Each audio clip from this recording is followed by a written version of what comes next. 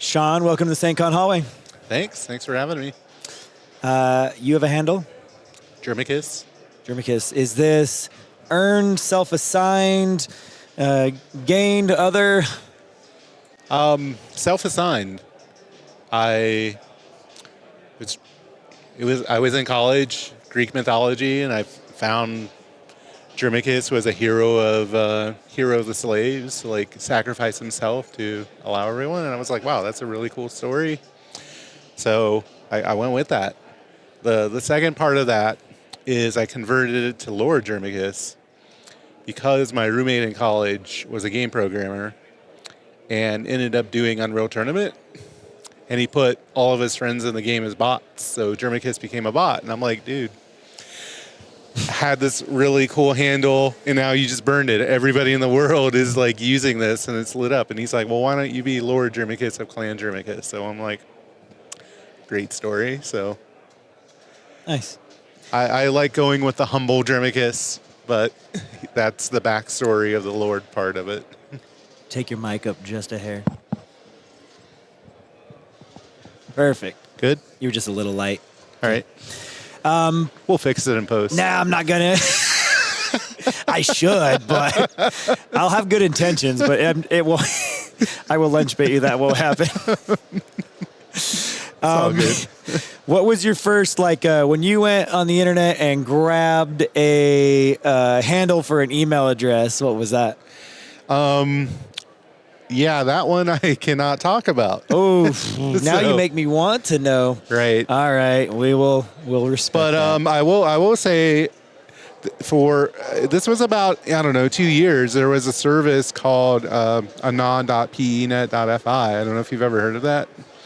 It was an anonymizer, and you would basically, everyone would pick up a number, like I think mine was maybe AN19155, and you just email this. And Maybe, that was oddly specific for a maybe. it would just redirect, to your real email address, right? Today we just set up, like I have 12 different Gmail accounts, but before you just gave somebody that and it would forward you over and then you would reply and it goes back through their emailer. It's on Wikipedia. It's kind of a cool story. There's some drama associated with it, but largely this was used back in the day when no one wanted to give their email out. Well, Right. How did you get into tech and then security?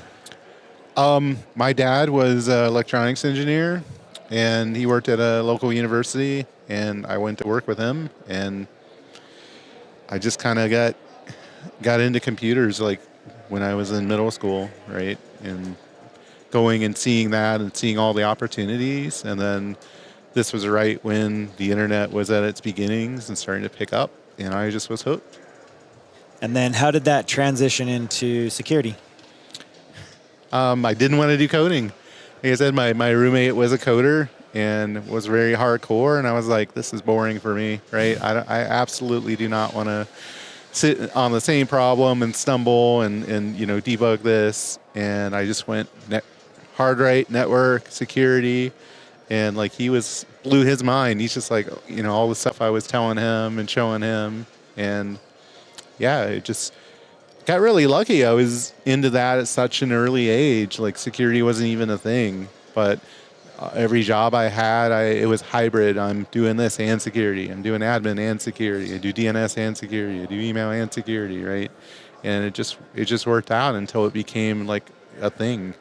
So, What I know you're doing stuff in the community. What are those things? Yeah, I volunteer at RSA and Black Hat in the knock and talk there. I volunteer at DEF CON. What's DEF CON? I've never heard of that. Yeah, I don't know. What do you do at DEF CON? I work in the QM group, quartermaster. So we're first in, last out. Bring all the pallets of gear in, get it all ready for distribution, and then pack it all up at the end and ship it out. So it was definitely interesting this year in the new venue. Our space was very long, so just walking back and forth every day, easy 10,000 steps. I think my average was 35,000. It was insane. So you were in Vegas a long time, right? Because you were there for Black Hat in the knock with me, and then you last out, you said. So how many days do you have to Right. spend there? I think this trip, I lost track. It was 10, 11, 12. I was actually going to ride back with one of my friends who was driving. And he was like, wow, everything's shutting down Sunday night. I'm just going to leave. And I was like, I can't leave. So I just ended up, I didn't have a flight, so I just ended up staying a couple extra days and then just booked a flight back. And it was no big deal, but it was longer than I anticipated. And I think I had planned 10 days. So big fan of Vegas. Yeah, I'm going there about once a month now. So fun. At least the temperature's probably cooling down, hopefully now. Yeah, it last time I was there, it was actually cooler than the San Francisco area as we were in really? the heat wave. Well, Right. we need that during DEF CON because it is so so hot. Right. It's unreal. It's funny though. Now that I'm working in Vegas and I was there during the heat, everywhere was super cold. Like I had to bring a jacket for the plane. Like first time I'm like, I'm going to Vegas, I don't need a jacket. And I just froze everywhere. So then next time I had like a big parka and everyone's like, what's wrong with you? And I'm like, it is freezing here. That's the trick when you go to Vegas. Even when it is 120, you have to bring a hoodie because we're Yeah. stuck in the conference center all day and it is freezing. In Yes. So we're like, why are you packing a hoodie? It's 120. And it's like, that conference center will freeze me out. Yes, absolutely. No. You spoke yesterday. That's right. How did that go? It was fun. Yeah, it was, I think, well received, and we had a fun sing along. Yeah, what's some backstory on that maybe the audience didn't get? There was some yodeling, is what I understand. Yeah, we went with a Price is Right theme, and honestly, I kind of built it around the cliffhanger from The Price is Right, which is this game in The Price is Right where you're guessing a price and you just keep going up this mountain, and if you guess wrong, you fall off the mountain. So we kind of built partly life cycle attack, right, and our talk with topics, and each section just kept moving up until we crashed off the mountain. So it was pretty cool. Awesome. How many? We had some audience participation, so Even better. Very excited to see how the recording came out. Right. Best effort. We're all volunteers here. No, it should be good. The AV team's been killing it, man. They're just straight up killing it. How many years you been coming to SAINTCON? This is my second time and second year. I've spoke 3 times, though. The first time I did 2 talks. So for whatever reason, I missed out last year, I think, due to scheduling. So, but yeah, it's been a great experience. I've met a lot of new people this trip, and that's what I really like, is just how close-knit this is and how easy it is to connect with people. And I got involved in some really interesting conversations. I'm like, wow, we should talk more after this. I'm like, I had no idea or expectations of that. So Awesome. If somebody wanted to come approach Shawn and talk to him outside of InfoSec, what are other things that they can get a kinship with you with? Cooking is definitely something I'm really into. Cooking and food, if anything, right? Big foodie, but then I like kind of trying to recreate those experiences. Definitely like traveling as well.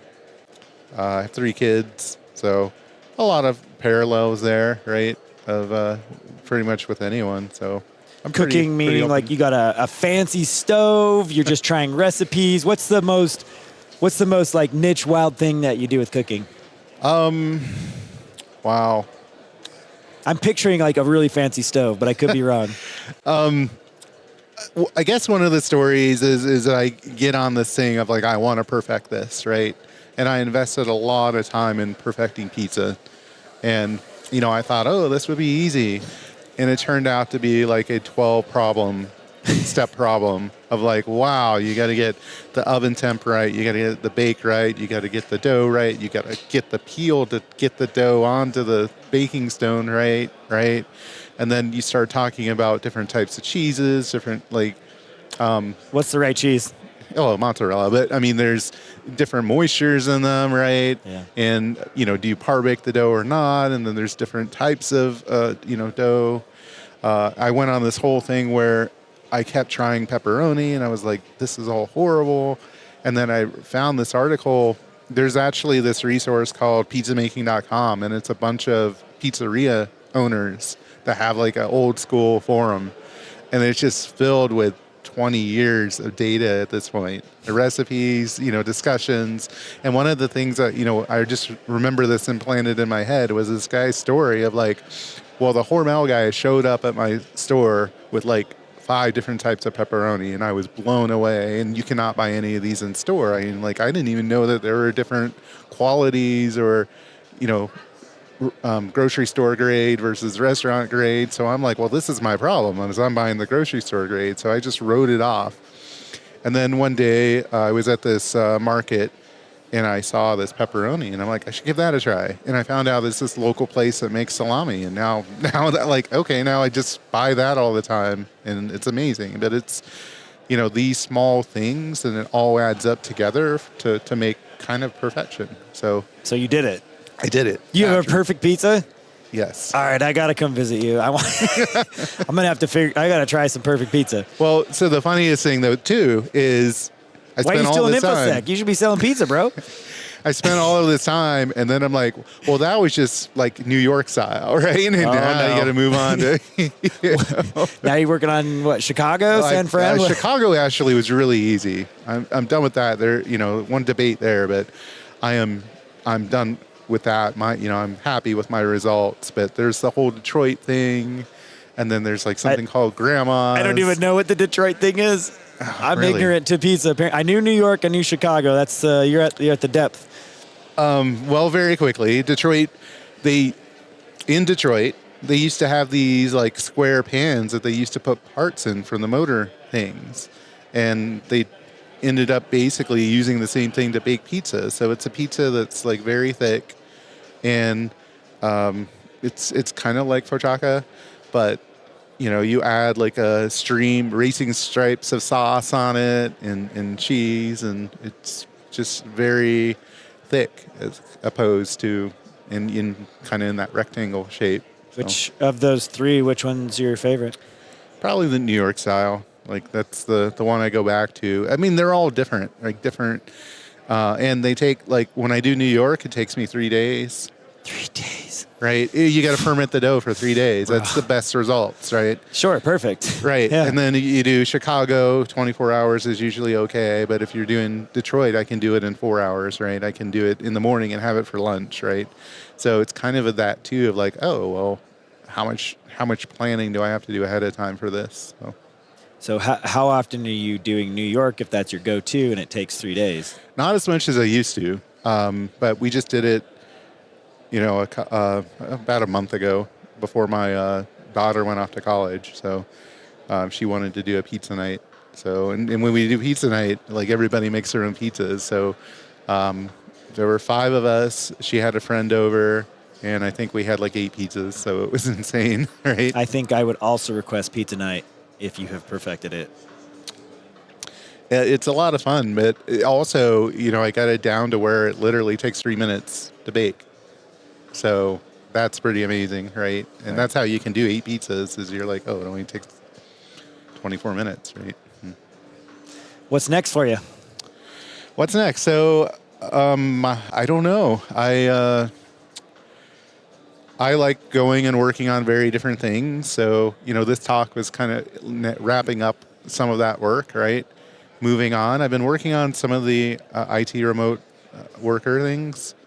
So that's in the back of my head, but trying to think of like what is sort of my next big thing I want to dive into. So outside of InfoSec, let's cooking alone. What you perfected pizza? What's the next thing you're on? Actually, spring break planning, right? So family retreat. Yeah. Where are you gonna go? Where in the world is Shawn gonna go? So my kids and my daughter in college are aligned on spring break. So we're thinking it also aligns to the Tulip Festival in Netherlands. So we're thinking of doing a couple cities in Germany and then Netherlands and kind of knocking that off the bucket list, right? Sounds like a great time.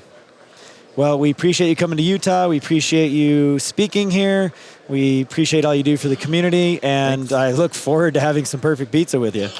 All right. Well, next time you're in town. Okay. Thanks for joining me in the SAINTCON Hallway. Yeah. Thanks for having me. Thanks, Shawn.